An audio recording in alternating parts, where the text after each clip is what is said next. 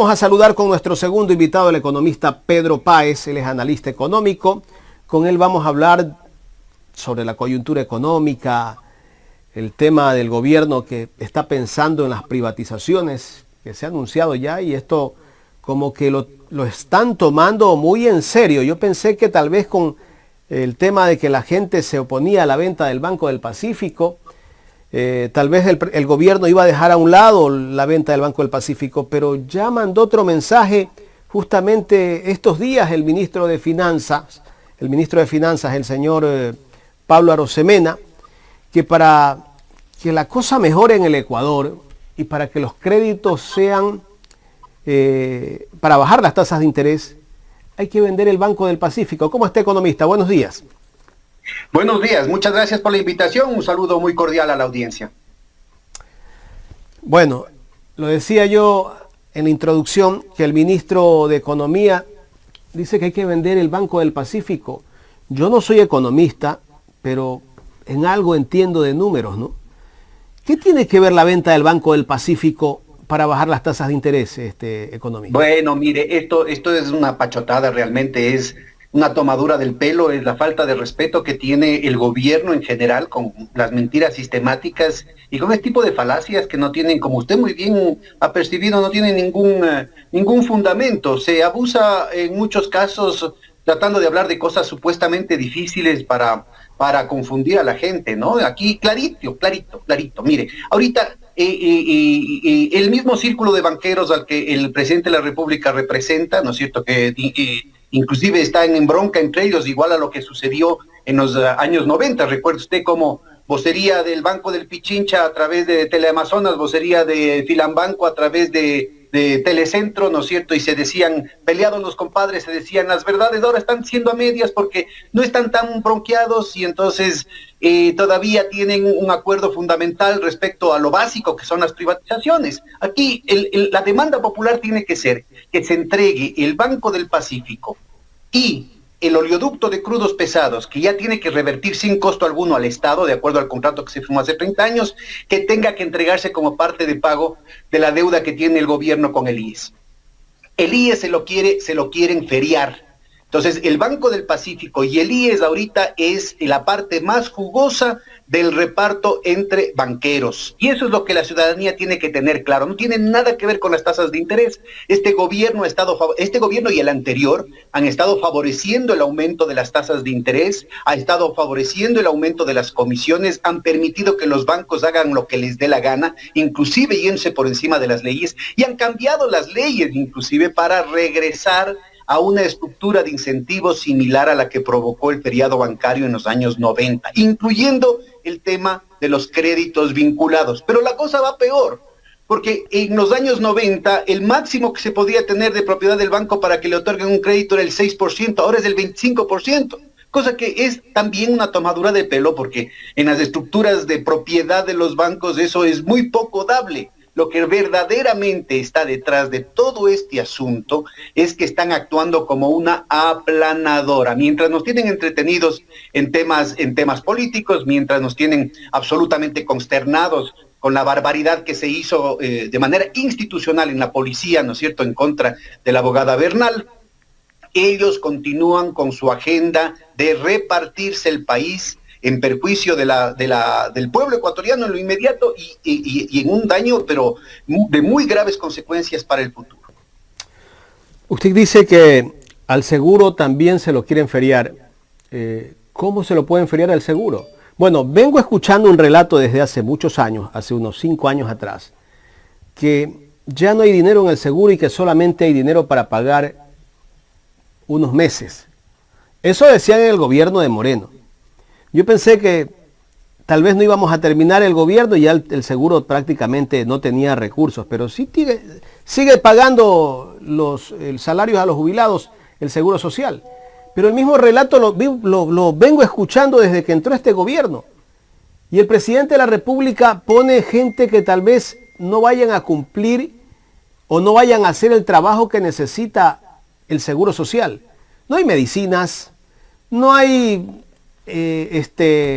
profesionales en salud, en los hospitales, no hay los profesionales que se requieren para que atiendan a los afiliados. Bueno, en fin, no se le está pagando a los prestadores de servicio al Seguro Social.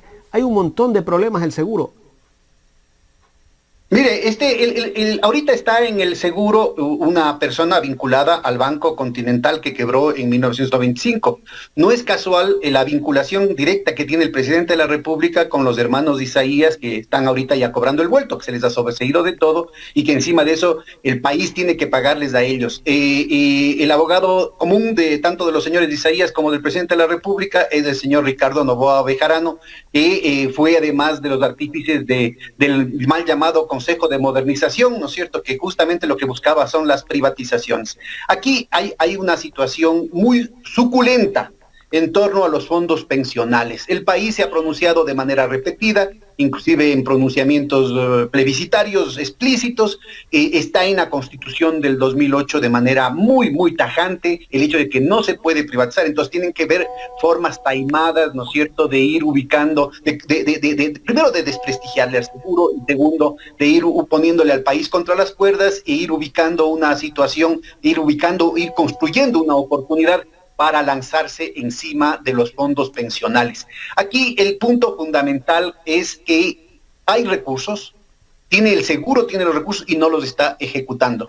Hay una situación desvergonzada, no solamente en ese campo, sino también en el campo de los hospitales públicos, porque se ha venido reduciendo de manera sistemática el presupuesto de salud, cuando ahorita tenemos más de 9,000 millones de dólares, más del 9% del Producto Interno Bruto en reservas internacionales guardaditas para que queden como caja chica de los bancos privados. El gobierno está prohibido, así como me oyen, el gobierno está prohibido de utilizar sus recaudaciones tributarias como necesite para poder garantizar ese flujo de caja chica para la banca privada, que está mucho más allá del 100% de los depósitos de los bancos privados en el Banco Central, como quieren hacer creer. Ponen en un fondo común en la Reserva Monetaria Internacional y todo eso de ahí está puesto como prioridad fundamental para la banca privada. No es la banca privada la que tiene que responder con sus inversiones, con su capital a los depósitos de los ahorristas, sino que es el gobierno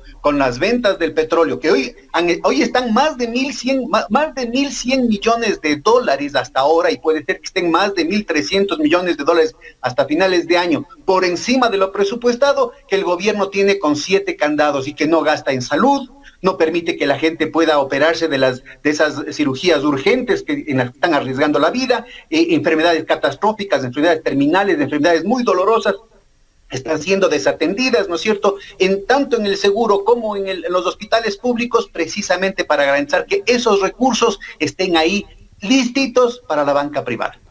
Economista, algunos analistas económicos, valga la redundancia, cercanos al gobierno, nos dicen que esos recursos, la mayor parte, son de la banca privada. No, eso le digo, está mucho más que cubierto los depósitos de la banca privada. Eso es absolutamente mentira. Ellos pretenden que el gobierno tiene que responder por los, no sé, pues son 16,000 millones de dólares que podrían estar ahí pendientes de la banca privada. La banca privada está utilizando muchísimo más recursos, está creando créditos, está creando pasivos muchísimo, en un apalancamiento muchísimo más allá de lo que el gobierno tiene, por ejemplo, en el Banco Central. O sea, no es nada del otro mundo. En todas partes del mundo los bancos centrales tienen que jugar con activos y con pasivos. Y en el caso específico del Ecuador, ahorita está cubierto mucho más de 140% de los depósitos de la banca privada en el Banco Central. Así que eso es absolutamente mentira. Estamos hablando de recursos adicionales, extras, ¿no es cierto?, que deberían ser utilizados para reactivar la economía del país. El propio Banco Central ha tenido que salir recientemente a reconocer que hay una desaceleración, que los magros resultados que estaban esperando y que habían acordado inclusive con organismos internacionales como el Fondo Monetario Internacional por un lado, como la CEPAL por otro lado, que nos ponían una de las tasas de crecimiento más bajas de todo el continente, esas han tenido que ser revisadas a la baja. Y están reconociendo que en el segundo semestre la reducción del gasto público, la reducción de la inversión pública, están dejando al país en una situación recesiva. Es decir, están comprimiendo, están jalando el país hacia abajo. de las capacidades que podría tener el sector privado para reactivarse, ahorita el Banco Central está reconociendo que es la política económica la que está deteniendo la economía. Entonces, ¿cuál es el eje de toda esta situación? No gastar para que toda esa plata esté a disposición de la banca privada. Usted decía con mucho criterio que nos han venido diciendo a cada rato, usted menciona del gobierno anterior, que el IES ya no tiene plata y que va a quebrar en 2-3 meses. Y está clarito el cuento, pues. Yo me acuerdo, verá, cuando recién entré al Banco Central, en 1986, teníamos reuniones anuales.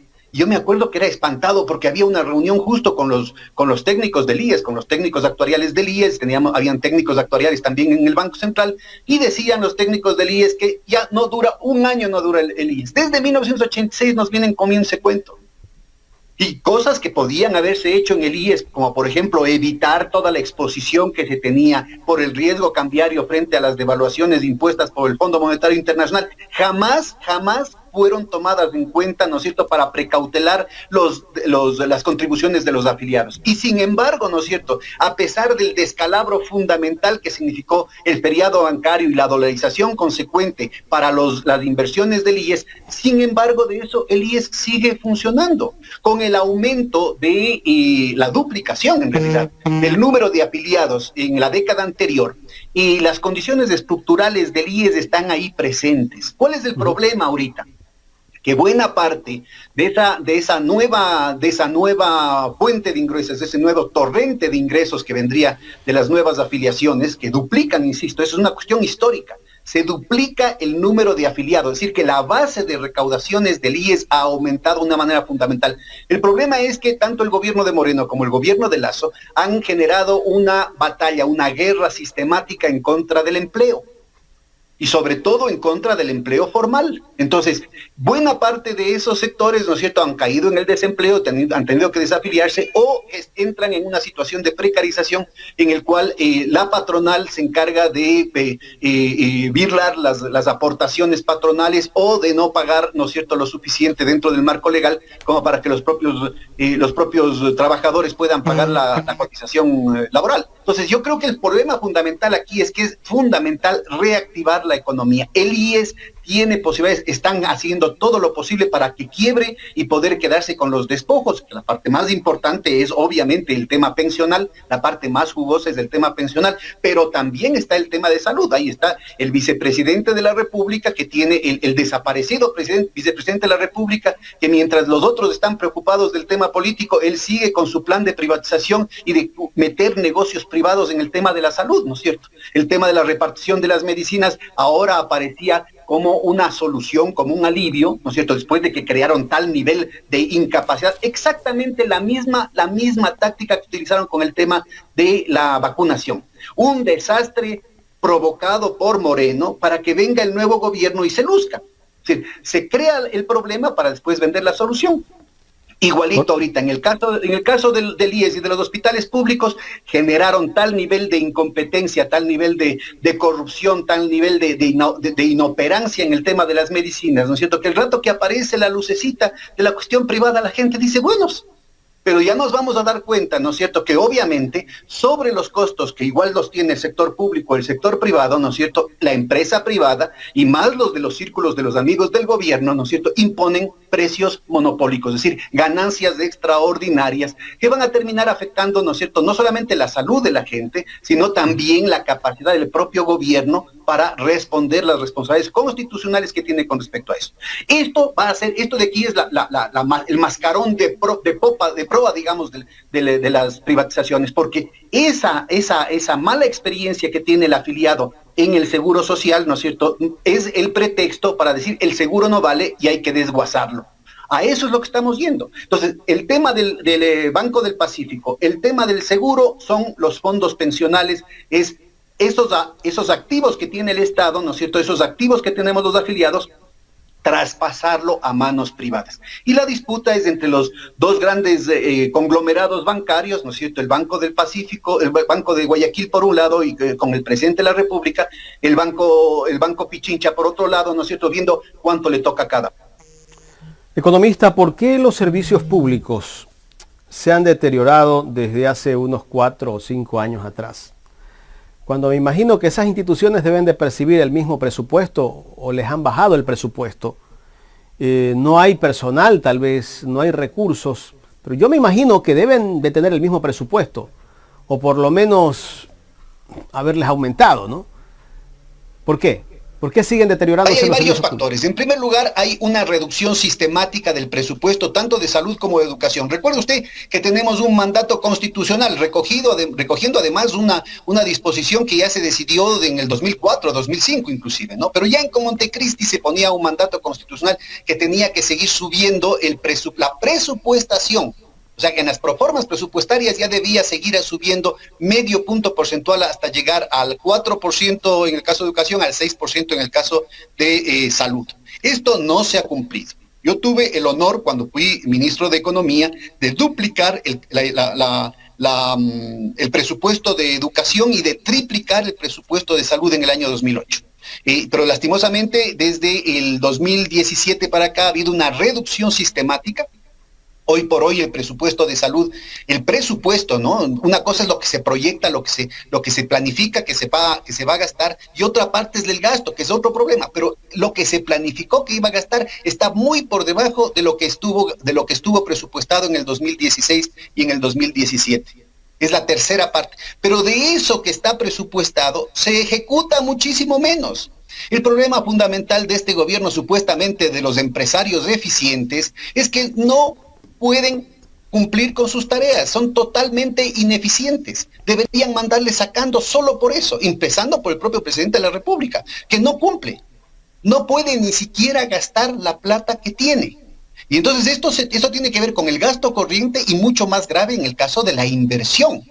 Entonces, en el caso de la inversión, tenemos cuando se llegó en algún momento a mí, de nuevo, me cupo el honor de elevar de lo que fue el promedio de todas las décadas neoliberales entre el 3 y el 5% del Producto Interno Bruto que se dedicó a inversión pública. Nosotros logramos subir en el 2008 al 9.4%. Datos de esa época, no sé con lo que han cambiado las cifras de cuentas nacionales, no sé exactamente cuánto está. Y en algún momento llegamos al 13.4%. Y en creo que en el 2013 se llegó al 16.6%.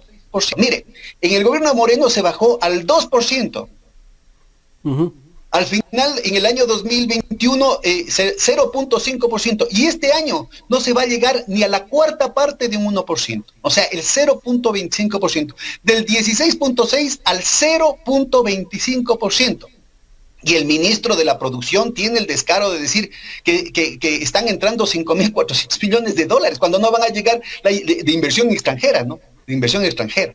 Que también es un cuento el tema de la inversión extranjera. Ahorita la percepción de los inversionistas extranjeros respecto al país es que es un caso perdido, porque nos castigan sobre las tasas de interés internacionales que ya están subiendo de manera muy agresiva. Nos están castigando con 16 puntos porcentuales. Son 1.600 y pico de riesgo país, que equivalen a 16% más sobre la tasa de interés internacional.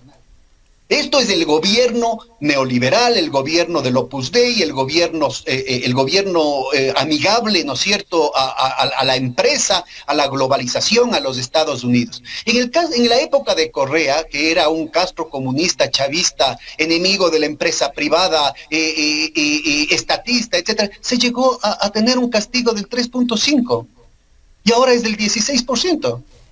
Entonces, mire, tuvimos picos en el gobierno de Correa de inversión extranjera en el 2008, en el 2015, ¿no es cierto?, que marcaban una visión de perspectiva en el país. Este era un país que puede ser que ideológicamente no le convenía al inversionista extranjero, pero que veían que estaba creciendo, que veían que estaba ampliando el mercado privado. De hecho, más que se duplicó el mercado privado, más del 120% descontada la inflación, aumentó el mercado privado, con un proceso de redistribución del ingreso insuficiente sin duda, pero sin precedentes en el país, que permitió el florecimiento de nuevos nichos de mercado que abrían las puertas para la inversión tanto interna como externa. nuevos productos, nuevas estrategias que no se basaban básicamente, que no se basaban fundamentalmente en la subida de precios como era la lógica neoliberal de hasta entonces y a la que estamos regresando, sino en la ampliación de los mercados. Recuerde, por eso empezaron a popularizarse temas como el Viernes Negro, ¿no? Traído de los gringos, claro, con todo el racismo que esa historia tiene, ¿no es cierto? Aquí lo fundamental es que en lugar de aumentar las ganancias vía precios, lo que buscaban es reducir los precios con promociones, haciéndolas generalizadas para basarse en la masa de ventas, para aumentar la masa de ventas. Todas esas estrategias están absolutamente nulitadas precisamente por las políticas neoliberales que destruyen la demanda. Entonces, que lo que toca es seguir tachando clientes. Cuando se va reduciendo el número de clientes, independientemente de cuál sea la rama en la que usted esté trabajando, lo que hace es, sabiendo que se van a reducir el número de compradores, lo que hace es, con los pocos compradores, tratar de apuntarles a los que tienen mayor capacidad adquisitiva. Eso significa mercados oligárquicos, más inflación, más inestabilidad, menos empleo, menos producción y un proceso, ¿no es cierto?, de elitización y de polarización social de la que ya tuvimos una triste experiencia durante 25 años. Durante 25 años, por favor, acordémonos, veamos las cifras del Banco Mundial, del Fondo Monetario Internacional, de la CEPAL, del Banco Interamericano de Desarrollo, de la fuente que usted quiera. Durante 25 años el país decreció con este tipo de políticas. Y otra vez estamos, desde el 2017 para acá, nosotros hemos venido decreciendo en términos per cápita. O sea que el ingreso promedio de los ecuatorianos ha venido cayendo. Y eso incluye a grandes empresas. No se diga la situación de polarización social, de extrema pobreza que se ha venido exacerbando, sobre todo en los sectores populares y en el campo. Sectores indígenas. Acaba de salir un estudio de CDS que ubica que el 45% de la población indígena está por debajo de los niveles de pobreza. ¿Qué está haciendo este gobierno para contrarrestar la pobreza? No solamente de conflictividad, sino de desesperación que tiene la población porque no alcanza al mes. Y mientras tanto, la arrogancia del señor presidente, su grupo de amigos, y algunos ministros son el mismo círculo de amigos y de negocios que están actuando como una aplanadora con su agenda de llevarse el agua a su molino, ¿no es cierto? No mueven un dedo en favor del país, cumpliendo con las obligaciones por las que están siendo pagados, porque el eje fundamental de lo que están haciendo, ¿no es cierto?, es repartiéndose el país. Economista, ya en la recta final de esta entrevista, ¿cuáles son las empresas o las posibles empresas que están en la bolsa de la privatización? Bueno, mire, le insisto, empezando ahorita lo hacen públicamente el tema del Banco del Pacífico, cuando además, ¿no es cierto?, todavía está por verse el tema de la opacidad. El gobierno de Moreno puso, era inconstitucional e ilegal, un veto a la transparencia de la información respecto a esa privatización. Yo creo que el país tiene que exigir, la Asamblea Nacional tiene que exigir, ¿no es cierto?, desmontar este tema inconstitucional de opacidad. Estamos hablando de un activo público, porque el país que ha invertido en ese banco no puede conocer con detalles qué es lo que está tramando el gobierno y qué están tramando sus amigos. Más aún cuando el propio Banco de Guayaquil, el propio presidente de la República tiene documentos firmados de su conflicto de intereses, de su interés personal y de grupo de hacerse del Banco del Pacífico. Así es que yo creo que en primer lugar es eso. En segundo lugar, yo insisto, aquí hay una deuda del gobierno con Perdón el que le IES, interrumpa. ¿no es cierto?, que Economista. tiene que ser cubierto de manera inmediata con el Economista. Banco del Pacífico y con... ¿Por qué quieren poner un sigilo de 15 años en la venta del Banco del Pacífico? Rapidito. Exacto, ¿por qué? Si no es un tema de seguridad nacional. La ley orgánica de transparencia y acceso a la información pública es absolutamente categórica. Y no es una ley de la época de Correa, es una ley de 2001. Es absolutamente categórica. Solo puede haber secreto, solamente puede haber reserva en casos estrictamente determinados por la ley, y la ley dice que solamente puede ser en caso de seguridad nacional. ¿Qué tiene que ver con la seguridad nacional un negociado del señor presidente de la República en el Banco de Guayaquil? O en bronca con los otros bancos, ¿no? A ver quién se queda con la mayor parte. Entonces, esto tiene que ser público. Y la mejor forma de hacer que esto sea público es que se entregue al IES, así como tiene que entregarse al IES el oleoducto de crudos pesados, que ya el próximo año, o sea, ya en pocos meses, tiene que regresar al Estado sin $1, sin $1 de pago, porque así lo dice el contrato. Entonces están haciendo agua al lodo, van a hacer todo tipo de escándalos y que no se asombre el país si hay una escalada de más crisis carcelarias para tenerle al país en el espanto, en el estupor, y que no pueda enterarse de qué pasa con estos activos. Y el segundo gran tema tiene que ver con el IES. Entonces, boicoteando de manera sistemática el IES para garantizar, ¿no es cierto?, que termine en manos privadas. El tercero tiene que ver con el tema de las eléctricas, está el tema de Sopladora, está el tema de las plantas de gas en la provincia del Oro. El cuarto tiene que ver con la refinería, ¿no es cierto? Ya se están feriando esa inversión de más de $1.000 millones en la refinería del Aromo, en la refinería del Pacífico, porque quieren boicotear el hecho de que el país pueda tener industria petroquímica. Esa es una responsabilidad que hace 50 años el país tenía que haber iniciado el tema de la industria petroquímica. ¿Cómo puede ser posible que el país exporte crudo e importe todos los derivados? O sea, somos tan brutos que exportamos el petróleo en bruto y después importamos todos los procesados, incluyendo el diésel, incluyendo gasolinas, incluyendo una cantidad de derivados del petróleo. Aquí el país tiene suficiente, ¿no es cierto?, no solamente con el petróleo, sino también con el gas natural, suficientes hidrocarburos como para procesarlos, generando empleo adecuado, generando tecnología, generando capacidades tecnológicas y productivas que permitan que el país se proyecte hacia el futuro. Necesitamos urgentemente parar la privatización de CNT, porque eso garantizaría, ¿no es cierto?, que sigan habiendo precios y condiciones duopólicas en el servicio fundamental del Internet y el teléfono celular.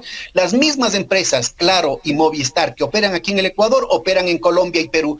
Que la audiencia, por favor, se meta ahorita al Internet y vea cuáles son los paquetes que tienen Claro y Movistar en Colombia y Perú, y va a darse cuenta que primero son más baratos y segundo son mejores. ¿Por qué?